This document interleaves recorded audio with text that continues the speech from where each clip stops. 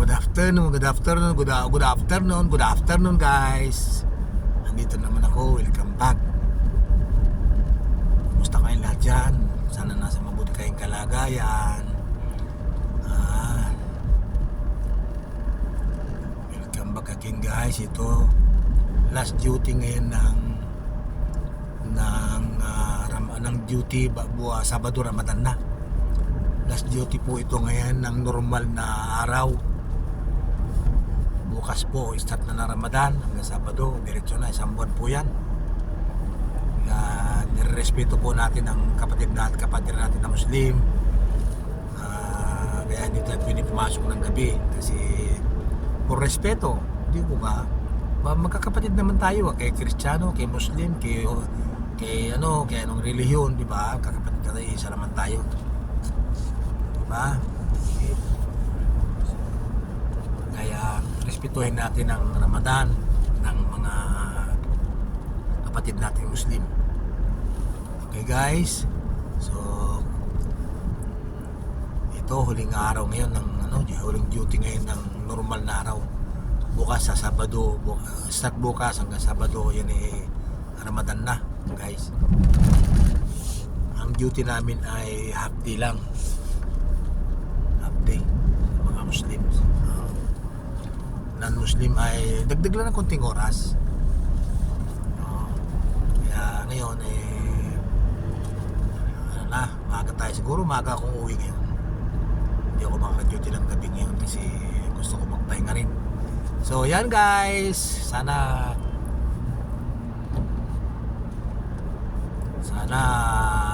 tayo lahat ng ating kapatirang Muslim.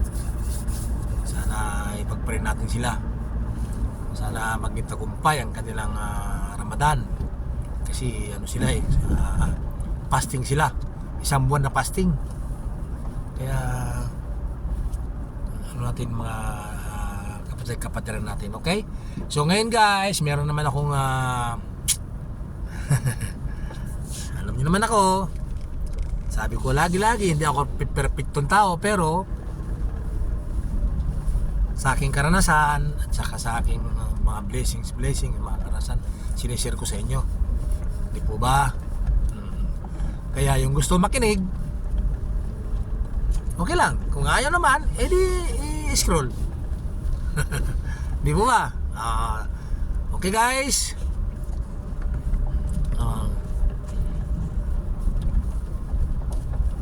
Yan nga ang sinasabi ko. Umpisa na natin sa sa pagpapatawad. Alam niyo ba yung salitang pagpapatawad? Alam niyo guys, yung mga sa akin, nagkaroon ako nung araw dito ng kwento ko na yata yun ng mga may atraso sa iyo, sa akin, yung mga lalong-lalo na sa mga mahal, mga atraso sa inyo, diba? Yung mga nagmamahal lang dyan, pasensya na, nagmahal lang tayo, diba? Pero nagkamali tayo ng minahal. Diba? Yung mga nagano po dyan. Alam nyo guys, ang pagpapatawad ay isang malaking bagay para mawala ang puot at galit sa dibdib mo. Di ba yun? Kung gusto mong maalis ang puot at galit sa dibdib mo, magpatawad ka. Yan ang pinakatabis na gawin mo. Huwag mo kimkimin yung galit sa kaput-put sa dibdib mo. O sino man nakagawa sa'yo ng mga hindi maganda, o sabihin natin atraso or any kasalanan, atraso man yan, patawaran natin guys, mga idol. Alam nyo ba, hanggat hindi ka marunong hindi ka nagpapatawad, hindi mawawala yung sakit at puot sa dibdib mo. Promise. Diba? Kasi ang hindi marunong magpatawad, hindi marunong tumanggap na kamalian. Ayan. Ang hindi marunong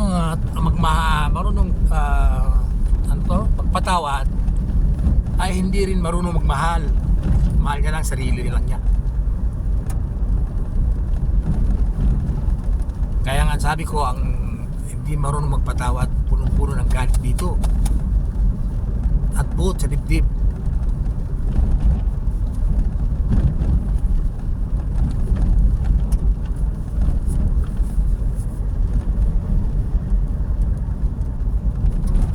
O sige, nagpatawad ka na. O di marunong naman ako magpatawad eh. Napatawad ko na nga siya eh. O, di ba? Pero hindi pa siya pwedeng, hindi pa ko handang kausapin. Ano yun? Meron ba ganon? O, napatawad ko na siya pero sa ngayon hindi ko pa, ayaw ko pa siyang makita. O, kita ninyo yun guys, di ba? O, di ba? Meron kayong natututunan sa akin kahit konti-konti. Diba? Oo. Napatawad mo nga siya pero hindi mo naman siya gustong makita. Anong klaseng pagpapatawad yun? Ang pagpapatawad ay buong buo sa patawarin. Pag nakita kayo, kumusta na sister, brother, kumusta na, gano'n. Eh wala na sa akin yun, tapos na. Huwag nakalimutan natin yung mga nangyari. O, diba? Ganun po magpapatawad. Hindi yung Oo, pinatawad ko na siya. Pero hindi pa ko handa para kausapin siya. Hindi pa ko handa para makita siya. Batukan kita dyan eh. Nakailang batok na ako. Batukan kita dyan eh. Di ba? Guys, mga idol, yan. Pero naman kayo natutunan na naman. Kahit konti-konti lang. Kahit pa konti-konti. Diba? Kasi ayun sa aking experience guys, isinishare ko na sa inyo. Diba ba? Kaya pag ikaw nagpatawad na, makakawala na yan. Kakawala na, parang ibon na kakawala na yan, lilipad na yan. Pag napatawad mo na yung kung sino man yun na nagkaroon ng ano sa'yo, nagkaroon ng atraso o nagkaroon ng kasalanan o nagkaroon man ng hindi magandang ano sa'yo, kinikimkim mo dyan. Di ba? Pag yun yung napatawad mo na at nakausap mo na siya o anumang, nako, maniwala kayo sa akin, promise. Big lang, luluwagan yung mga dibdib. Pati pakiramdam yung pagising mo kinabukasan, ang sarap pagising.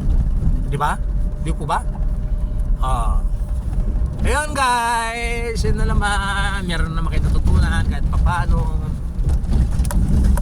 Salamat guys. Ito nga ito naglalakbay na ako. Ito ay dadaskam ko.